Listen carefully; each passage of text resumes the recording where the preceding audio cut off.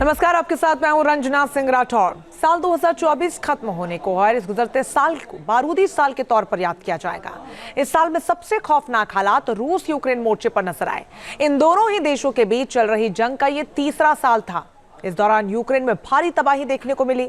Zelensky की एक जिद उनके मुल्क को तबाही और बर्बादी के गर्त में धकेलती जा रही है।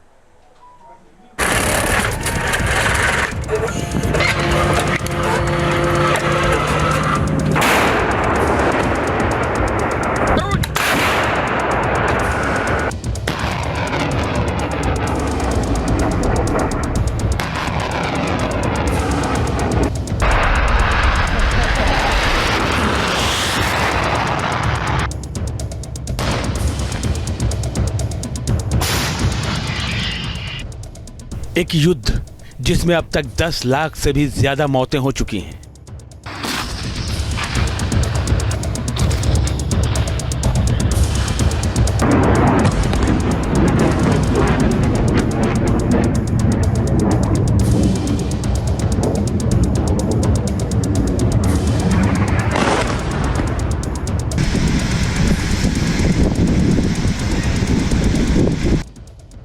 एक युद्ध जिसके चलते 60 लाख से ज्यादा लोगों को देश छोड़ने पड़ गए हैं।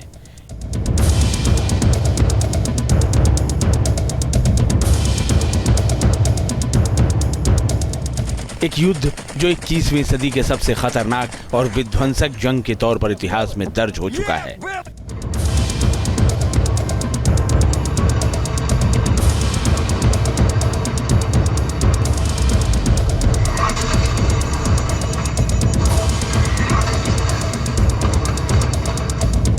यह है रूस और यूक्रेन की जंग, जिसे शुरू हुए 3 साल से भी ज्यादा का वक्त हो चुका है, लेकिन ये आज भी जारी है।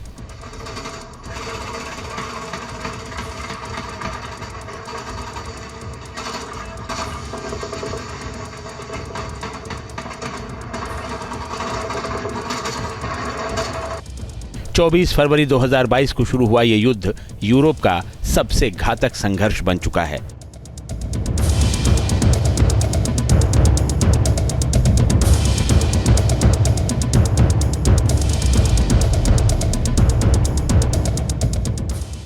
इसे द्वितीय विश्व युद्ध के बाद से अब तक का सबसे बड़ा संकट बताया जा रहा है। युद्ध में तबाही होती है, विनाश होता है, जिंदगियां खत्म होती हैं और हजारों लाखों परिवार बेघर हो जाते हैं।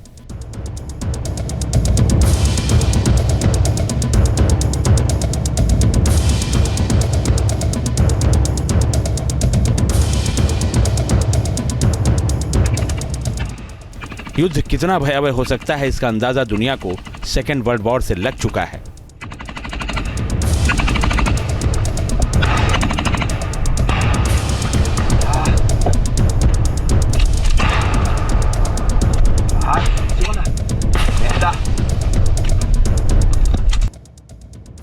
लेकिन यूक्रेन और रूस युद्ध से एक बार फिर से उसी तरह के हालात बनते दिख रहे हैं।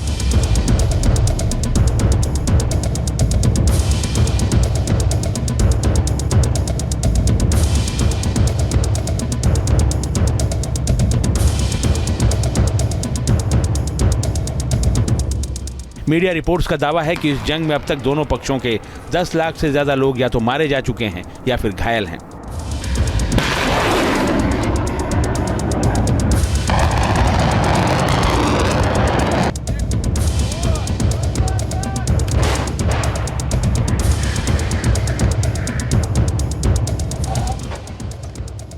इस जंग में यूक्रेन के कई शहर, गांव और कस्बे पूरी तरह से तबाह हो चुके हैं।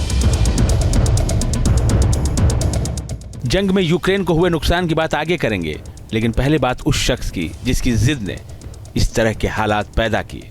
यूक्रेन के राष्ट्रपति जेलेंस्की। जेलेंस्की की जिद से यूक्रेन हुआ तबाह।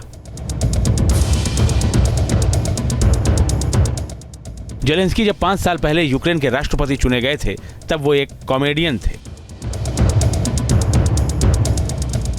एक ऐसा कॉमेडियन जिसके पास सर्वेंट ऑफ द पीपुल नाम के एक टीवी शो में निभाई गई भूमिका के अलावा राजनीति का कोई अनुभव नहीं था। हालांकि चुनाव प्रचार के दौरान उन्होंने कई शानदार भाषण दिए जिनसे यूक्रेन की जनता काफी प्रभावित हुई और नतीजा ये हुआ कि जेलेंस्की ने चुनाव में भारी बहुमत से जीत हासिल की और यूक्रेन के राष्ट्रपति बन गए।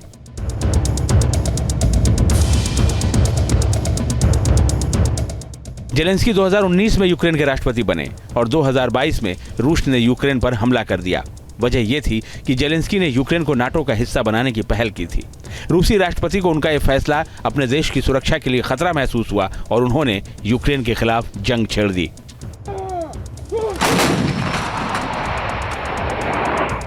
रूस यूक्रेन युद्ध के 3 साल बीत जाने के बाद भी ना तो राष्ट्रपति पुतिन पीछे हटने को तैयार हैं और ना ही जेलेंस्की झुकने को। नतीजा न सिर्फ खौफनाक तबाही और बर्बादी के मंजर के रूप में सामने आ रहा है, बल्कि थर्ड वर्ल्ड वॉर की आहट तक सुनाई देने लगी है। रशिया और यूक्रेन के बीच में सैनिक शक्ति के मामले में बहुत बड़ा अंतर है। यूक्रेन अपने न्यूक्लियर वेपन्स प्रोग्राम को पहले ही समाप्त कर चुका था। न्यूक्लियर हथियार पहले ही उसने गिव अप कर दिए थे। तो ये जो पूरी लड़ाई है ये महाशक्तियों के बीच में लड़ी जा रही है।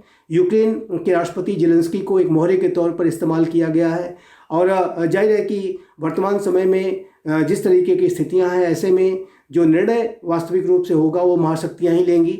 राष्ट्रपति जेलेंस्की के हाथ में बहुत कुछ नहीं है। अमेरिका के राष्ट्रपति डोनाल्ड ट्रंप यदि उनके ऊपर दबाव डालते हैं बातचीत का, तो उन्हें बातचीत करने के लिए नेगोशिएटिंग टेबल पर आना पड़ेगा। जेलेंस्की चाहते तो अपने देश को जंग की तबाही से बचा सकते थे, लेकिन उन्हें अमेरिका और 32 देशों के संगठन नाटो पर कुछ ज्यादा ही भरोसा था। उन्हें यकीन था कि अगर रूस यूक्रेन पर हमला करेगा तो नाटो उनकी ओर से युद्ध में कूद जाएगा, लेकिन ऐसा हुआ नहीं और जेलेंस्की को अमेरिका और नाटो देशों से सिर्फ हथियारों की मदद मिली। नतीजा यूक्रेन में स्थिति हर दिन भयावह होती जा रही है। हम ऐसा क्यों कह रहे हैं, उसे समझने के लिए जंग में यूक्रेन के नुकसान को समझना जरूरी है। एक रिपोर्ट के मुताबिक जंग में यूक्रेन के अब तक 80,000 से ज्यादा सैनिक मारे जा चुके हैं। वहीं 4 लाख से ज्यादा सैनिक जंग में अब तक घायल हो चुके हैं। रूस के साथ युद्ध में 11,973 यूक्रेनी नागरिकों की भी मौत हुई है, जिनमें 622 बच्चे शामिल हैं। यूक्रेन के 20% हिस्से पर आज रूस का कब्जा हो चुका है। रूस के हमले से यूक्रेन को सीधे तौर पर 152 अरब डॉलर यानी करीब 13 लाख करोड़ रुपए का नुकसान हो चुका है। यूनाइटेड नेशन का कहना है कि यूक्रेन को दोबारा खड़े होने में कई साल लग जाएंगे और इसके लिए करीब 486 अरब डॉलर यानी करीब 41 लाख करोड़ रुपए की जरूरत होगी। यूक्रेन में महंगाई दर 10% से भी ऊपर है और निर्यात 0 से करीब 30,000 करोड़ रुपए नीचे चल रहा है। एक अनुमान के मुताबिक यूक्रेन को रोजाना 14 करोड़ डॉलर यानी करीब 1200 करोड़ रुपए का नुकसान हो रहा है। हालात और भी भयावह हैं। मीडिया रिपोर्ट्स की माने तो युद्ध के चलते यूक्रेन में जन्म दर 2.5 साल पहले की तुलना में अब महज 1/3 रह गई है। करीब 40 लाख लोग यूक्रेन के भीतर ही विस्थापित हो चुके हैं, जबकि 60 लाख से भी ज्यादा नागरिक विदेशों में शरण ले चुके हैं। युद्ध के चलते यूक्रेन की जनसंख्या में करीब 1 करोड़ लोगों की कमी आई है, मतलब यूक्रेन की 25% जनसंख्या खत्म हो गई है। जाहिर है कि यूक्रेन के लिए इस नुकसान की भरपाई कर पाना आसान नहीं होगा। अगर कहें कि जेलेंस्की की जिद ने एक बेहद खूबसूरत देश को तबाही और बर्बादी की कगार पर धकेल दिया है तो गलत नहीं होगा। ये अवश्य है कि रशिया यूक्रेन के बीच का युद्ध लगभग 3 वर्षों से जारी है और अभी भी ये युद्ध अपनी तीव्रता को बनाए हुए है। लेकिन डोनाल्ड ट्रंप के एडमिनिस्ट्रेशन के आने के बाद, जो कि 20 जनवरी से अमेरिका के राष्ट्रपति पद पर बैठने जा रहे हैं, उसके बाद से इस बात की प्रबल संभावना दिखाई देती है कि रशिया और यूक्रेन के बीच में एक बातचीत की प्रक्रिया शुरू होगी। और ये जब बातचीत की प्रक्रिया शुरू होगी तो इस दौरान एक सीज फायर की स्थिति भी बन सकती है। परेशान करने वाली बात यह है कि रूस और यूक्रेन की जंग अभी थमती भी नहीं दिख रही है, बल्कि यूक्रेन रूस पर पश्चिमी देशों से मिले और भी खौफनाक हथियारों से लगातार हमले कर रहा है, जिससे भड़का रूस अब परमाणु हमले की धमकी दे रहा है। अगर ऐसा हुआ तो तबाही और विनाश का मंजर कैसा होगा, इसका अंदाजा लगाना कोई मुश्किल काम नहीं है। Team news nation. News nation अब व्हाट्सएप पर खबरों की ताजा अपडेट के लिए न्यूज़ नेशन के इस QR कोड को स्कैन करें।